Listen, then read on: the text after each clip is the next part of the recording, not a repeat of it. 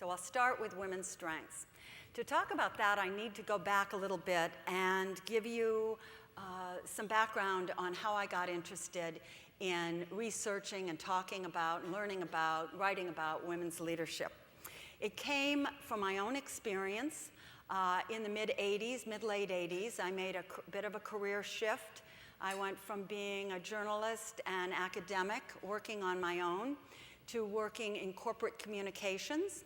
And now I was in the big real world, and I wondered what I needed to learn in order not only to fit in, but to have some real influence and power in organizations that felt at times overwhelming to me. So I did two things. First of all, I studied the men around me because it was all men in the organizations I was part of and at the level I was at. And secondly, I read a lot of books which were being written in the 70s and 80s for women, women power and how to get it, that type of book, and to try to see what I could learn. And I learned a lot, but I found that my own experience and my own beliefs and my own intuition diverged from what I was reading in two important ways. First of all, everything I read emphasized the negative. Women hadn't played football, so we didn't understand teamwork. We didn't use sports metaphors routinely, so we couldn't motivate teams. We hadn't been naval pilots, so we didn't have a leadership presence. There was an endless emphasis on how women were, to some extent, handicapped for the workplace. And as I mentioned last night at the Founders' Dinner, women seem to provide an inexhaustible market for books about what is wrong with them. We're very eager to buy those. But I felt in this case, women who love too much, love the wrong people, whatever. But I felt that in this case, that by having a negative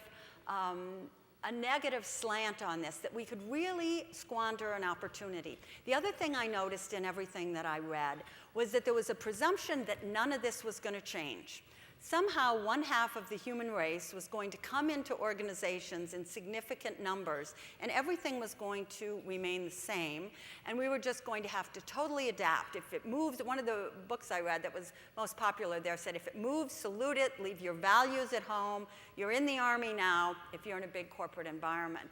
And I thought, well, first of all, I don't really believe that it's not going to change.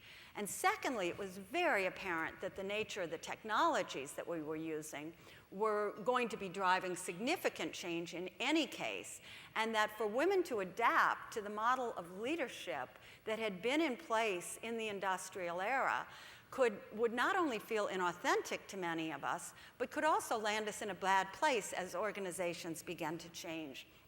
So I was concerned that we could really squander an opportunity to make a difference and provide the kind of leadership that organizations and communities really needed if we continued with this negative focus and if we acted on the presumption that nothing was going to change. So I decided I was going to do something about it.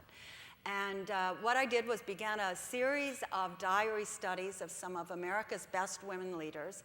My idea was that I wanted to be able to share with organizations what they could learn from how superb women leaders did things. That was the research that became the book, The Female Advantage.